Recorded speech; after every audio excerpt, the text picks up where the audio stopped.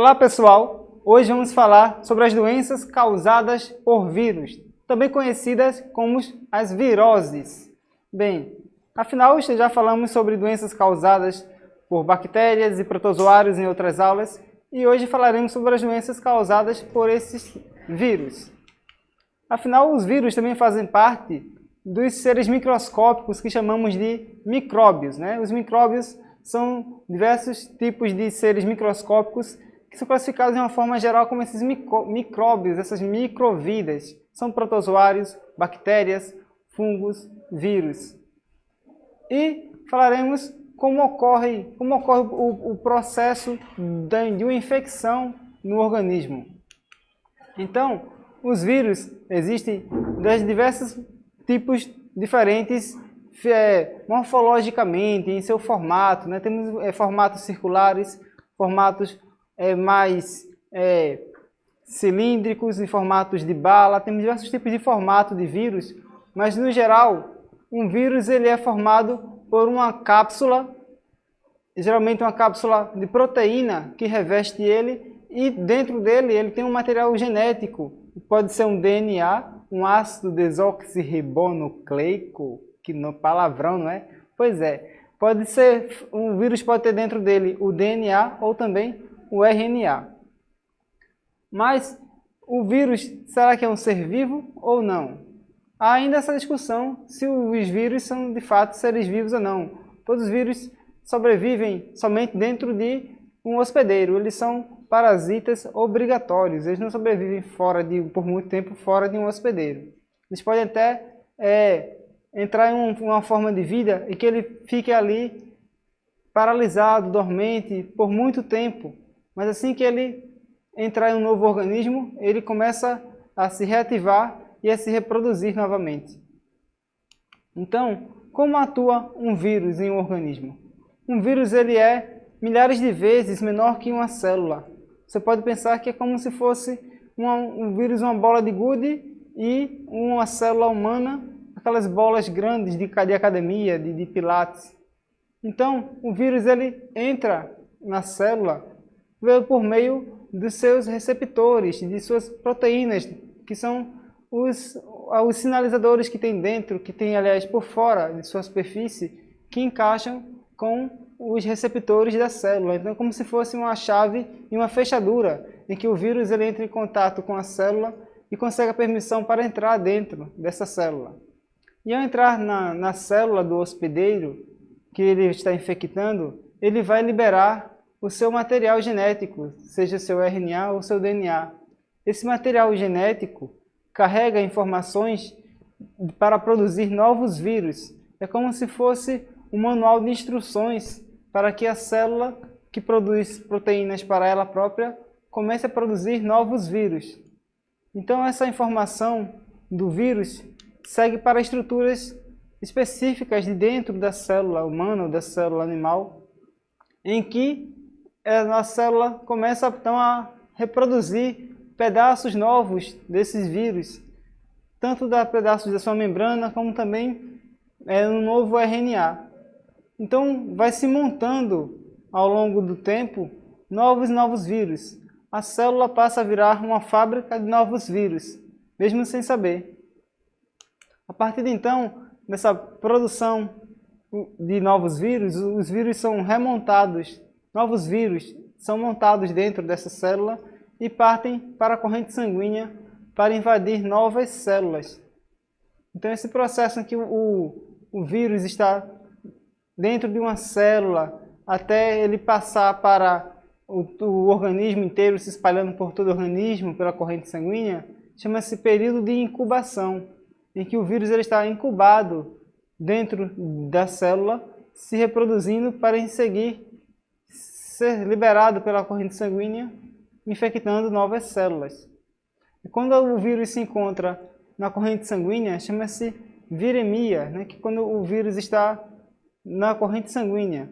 E a partir de então, quando o vírus se encontra na corrente sanguínea, é que as células de defesa do nosso organismo podem detectar esses invasores e então criar armas para combater esses invasores. São os anticorpos. Os anticorpos eles podem ser produzidos pelo nosso próprio organismo ou podem ser estimulados a sua produção por meio da vacina. Quando tomamos uma vacina, nós tomamos pedaços de vírus ou vírus enfraquecidos, para que o nosso organismo crie os anticorpos, crie as armas de identificação desses invasores, para que possam localizá-lo quando uma infecção realmente acontecer e esse vírus possa ser eliminado do nosso organismo.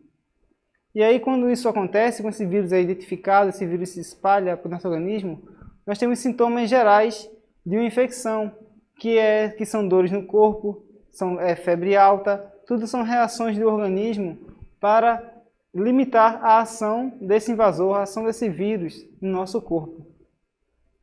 Então, entre as doenças causadas por vírus que eu quero falar um pouco hoje, quero falar das arboviroses. A arboviroses, ela engloba um grupo de viroses que os seus vírus têm origem nos primatas, nos macacos.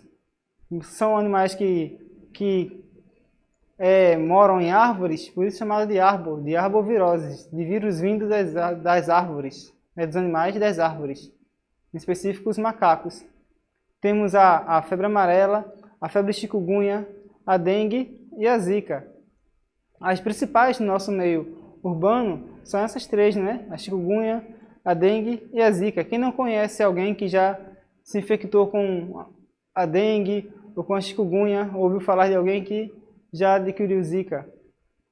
Essas doenças possuem sintomas bem parecidos, mas também específicos de cada uma. Como, por exemplo, vamos ver as diferenças dos sintomas de cada doença. A dengue, por exemplo, ela causa febre de cerca de 38 graus, dores nas articulações são moderadas, as manchas na pele seguem a partir do 4º dia, coceira, uma leve coceira e avermelhidão. Perceba que febre, dores nas articulações, manchas vermelhas, coceira e vermelhidão nos olhos são sintomas comuns às 3 arboviroses. Então, ao você somente relatar em uma consulta ao médico esses são sintomas gerais de uma arbovirose. Fica difícil somente pelo exame clínico definir, diagnosticar se você está com a dengue, com a chikungunya ou com a zika. Mas, mesmo assim, ainda existem sintomas específicos dessas doenças, né? A chikungunya, por exemplo, ela causa dores intensas nas articulações e é a sua principal característica. Enquanto a zika causa dores leves. A febre na zika é praticamente inexistente. As manchas na pele na zika aparecem nas primeiras 24 horas, né? O período de incubação do vírus é um período curto, de um dia. A coceira na zika ela é mais intensa do que a chikungunya ou a zika. Já a vermelhidão nos olhos pode estar presente tanto na zika como na chikungunya, mas está ausente na dengue. Então são sintomas muito clássicos, né, dessas doenças. E todos nós já conhecemos muito bem quem é o transmissor desses vírus, né? É o mosquito da dengue, é aquele mosquito listradinho que nós já conhecemos. O mosquito da dengue tem como características que todos já conhecemos, ele gosta de reservatórios de água parada. Né? Eles gostam de reservatórios que você acaba deixando em casa sem perceber, como pequenos vasos de plantas, quando chove, pequenos recipientes que ficam no jardim, ou então em terrenos baldios que acumulam lixo, o mosquito gosta de depositar seus ovos naquele espaço. Então, é muito importante que você procure se prevenir contra essas arboviroses, porque elas são um grande problema de saúde pública para o nosso estado, para todo o Brasil, né? Nós falamos que nossa região é uma região endêmica para essas doenças. Uma região endêmica é uma região em que essa doença ocorre naturalmente todo ano, e que já é previsto, devido às condições climáticas, que aquela doença ocorra sempre naquela região. Então, é sempre esperado que no próximo ano também haja casos de dengue, chikungunya, e que é papel da vigilância ambiental e da vigilância epidemiológica prevenir esses casos e fazer com que esses casos diminuam nos próximos anos, e assim como no ano atual também. Eles realizam medidas preventivas em todo o município, mas principalmente cabe a nós cuidarmos do nosso espaço, em que nós possamos fazer que todo dia seja um dia de prevenção contra essas arboviroses, principalmente nesse período em que chove e faz sol e fica aquela água acumulada, que é o calor e a umidade, é o clima ideal para a reprodução desses insetos. Mas uma outra virose que eu quero falar, uma doença causada por um vírus e que ela é importantíssima também, ela é a raiva. Pois é, não é aquela raiva que você sente quando alguém lhe incomoda, não é a raiva a emoção, é a raiva causada pelo vírus da raiva, um vírus chamado de lissavírus. Esse vírus ele tem um formato de bala e essa doença é muito antiga. Há relatos sobre a doença da raiva há mais de 15 mil anos atrás. Então, é muito tempo que existe essa doença e a sua prevenção também é muito antiga. Um médico chamado Louis Pasteur foi o inventor, o descobridor da vacina contra a raiva. Ele testou em algumas pessoas, inclusive numa criança, sobre uma vacina contra esse vírus e adquiriu esse isolamento desse vírus, enfraqueceu esse vírus e criou uma vacina para esse vírus. Então, essa vacina ela é muito conhecida nas campanhas que nós conhecemos no nosso município, na campanha antirrábica, né, em que os nossos cães e gatos são vacinados. E também quando alguém sofre uma mordedura ou uma arranhadura de um gato ou de um cão e procura o serviço médico para que possa tomar sua vacina antirrábica. Por quê? Mas por que é tão importante tomar essa vacina? Bem, a raiva ela é uma doença que possui 100% de letalidade. Para você ter uma ideia, no nosso planeta, somente 2 pessoas sobreviveram pela infecção da raiva. Ela causa fortes dores de cabeça e pode levar à morte em cerca de 1 a 2 semanas. O vírus ele se espalha pelo nosso sistema nervoso central e vai paralisando todo o nosso corpo. E mexe também com as nossas emoções, e que a emoção principal é a raiva. Ele mexe no nosso cérebro, onde no nosso sistema límbico que controla nossas emoções, e que a raiva e o medo da água, a hidrofobia, fica mais evidente. Ele se reproduz nas glândulas salivares e o animal que adquire a raiva, ele começa a salivar, a babar, como se fala, né? Antigamente se chamava a raiva de hidrofobia, que era que o animal, a pessoa que adquiria a raiva, ela tinha medo da água. Mas aqui a ingestão da água causava fortes dores na sua garganta, por isso ela tinha esse receio, essa fobia à água. E o vírus da raiva, ele é causado não só pelo gato, pelo cão, mas principalmente por um morcego, chamado de Demodus rotundos, é um morcego da raiva. Ele é um morcego hematófago, ou seja, ele alimenta-se de sangue. Mas outras espécies de animais, de outros morcegos não hematófagos, também podem transmitir a raiva. Que outras espécies são elas? Bem, os morcegos são animais muito importantes para o nosso meio ambiente. Eles controlam a população de insetos, eles polinizam flores que vão dar frutos, eles disseminam sementes por toda a floresta, então são animais importantíssimos. E existem no Brasil cerca de 140 espécies de morcego, e apenas 3 delas são hematófagas. A mais comum em nossa região é esse, o Desmodus rotundos. Ele tem o nariz em forma de ferradura. O morcego, ele costuma atacar animais do campo, de fazenda, como bois, cavalos na fazenda. Ele faz um pequeno corte no animal e começa então a lamber o sangue que vai gotejando desse corte. Também ele pode atacar pessoas. Em regiões em que existe esse morcego, ele pode entrar numa residência, fazer um pequeno corte na pessoa e ficar se alimentando do sangue. Se você, em caso, entrar em contato com qualquer tipo de morcego, se for mordido ou qualquer tipo de morcego, você deve procurar imediatamente o serviço de saúde para tomar o soro antirrábico, para que você possa se prevenir e não adquirir essa doença, que pode levá-lo certamente à morte. Além disso, o ciclo dessa doença acontece da seguinte maneira. Nós temos o ciclo silvestre que acontece na mata, em que os animais da mata eles podem ser mordidos pelo morcego.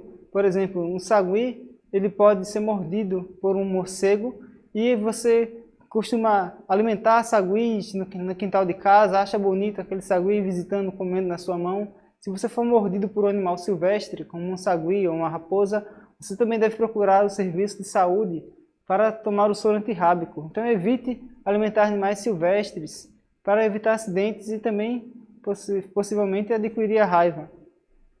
Outro ciclo também dessa doença é o ciclo que acontece em animais de fazenda, em que os animais como bois e cavalos podem também adquirir a raiva, uma forma paralítica dessa doença, e o tratador ou proprietário procura tratar aquele animal, pensa que ele está engasgado ou algum problema, e entra em contato com a saliva desse animal, que pode transmitir a raiva também para ele.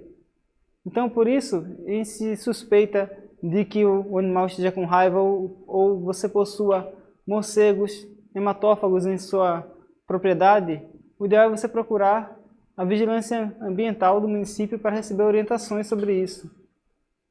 Uma outra forma também do ciclo de reprodução da raiva é o ciclo urbano, em que está envolvido os cães e gatos. Os gatos que gostam de sair à noite para socializar com outros gatos, ele pode entrar em contato com morcegos, ingerir esses morcegos, ser mordidos por esse morcego e também se infectar com a raiva. Não só a raiva, mas também outras doenças, como a esporotricose causada por fungos. Os gatos também podem adquiri-las em contato com outros animais, e que são zoonoses, né? São doenças transmitidas por animais aos seres humanos. E que o que nós podemos fazer para evitar isso é deixar o gato o máximo possível, sempre que possível, dentro da residência, né? Assim como o cão também. O animal na rua não é seguro nem para o ser humano, nem para o próprio animal. Tanto o cão quanto o gato ou qualquer outro animal. Animais nas ruas são um grande problema em todos os municípios hoje em dia. O ideal é que você, se você possui o seu cão ou gato, deixe protegido dentro de casa. E saiba, se você pensa em adquirir um animal, pense que aquele animal vai durar anos e anos na sua família. Então, procure ter uma tutoria, uma posse responsável desse animal, levando ele ao veterinário sempre que necessário, vacinando quando necessário, levando esse animal para campanhas de vacinação antirrábica, pois se esse animal teve contato com algum morcego, brincou com algum morcego, ele pode adquirir a doença também. Quando o cão ou gato adquire a raiva dura cerca de 10 dias para que o animal chegue a óbito. Por isso, que nos postos em que se toma vacina antirrábica, pede-se para observar o animal por um período de até 10 dias. Caso o animal chegue a óbito, deve ser informado no hospital para que a vigilância epidemiológica possa atuar melhor nessa região, em que o animal possa estar em suspeita de raiva. Outra coisa, se você observar morcegos voando durante o dia, então morcegos cambaleantes pelo chão, não toque, não brinque com esse animal. Procure colocá-lo em uma caixa, em um pote de sorvete, em uma latinha, e leve-o à vigilância ambiental do seu município para que ele possa ser levado ao laboratório e ser investigado se esse animal está infectado ou não com o vírus da raiva. Você pode ser um agente multiplicador de saúde, pode estar prevenindo essa doença, informando a vigilância ambiental, a vigilância sanitária, possíveis casos dessas doenças também. E se você tiver morcegos em sua residência, procure deixar o mais claro possível a sua residência para que a luminosidade afaste esses morcegos. E procure fechar a sua residência no horário noturno para que os morcegos não possam adentrar. Então são medidas preventivas, como qualquer virose que possamos prevenir, assim como a raiva, evitar que o vírus se dissemine, informando as autoridades o melhor para nós.